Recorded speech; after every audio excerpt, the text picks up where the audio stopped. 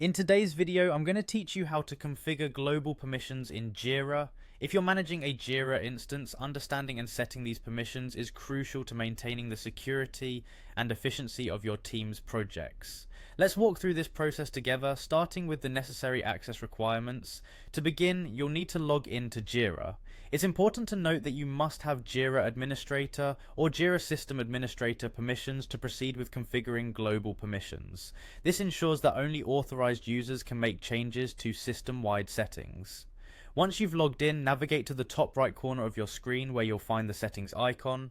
Click on it and select System from the drop-down menu. This will take you to a more detailed settings page where you can find various administrative options for your Jira instance. Next, you'll focus on the security section. Under this, click on Global Permissions. This is where you can view and adjust permissions that impact users and groups across the entire system. Understanding how global permissions work is integral to managing who has access to what within Jira. Global permissions are a set of rules that determine which users or groups can utilize certain system-wide functions and features.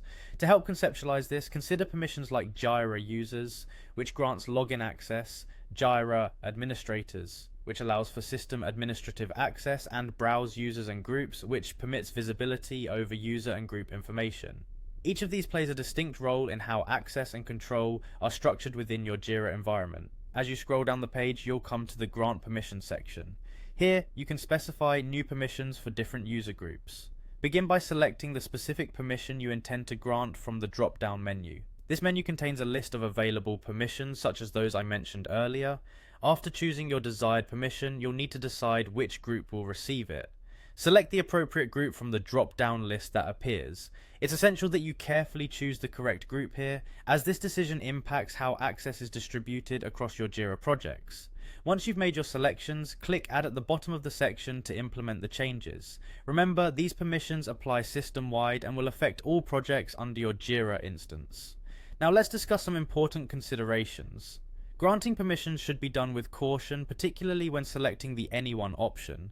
Doing so could inadvertently open up your Jira instance to unauthorized access, potentially compromising sensitive information. Always evaluate the implications of the permissions you are assigning. In conclusion, configuring global permissions in Jira is a vital task that requires both authority and attention to detail.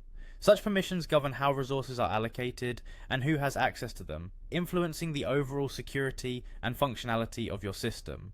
Keep these considerations in mind and you'll maintain a secure and efficient Jira environment.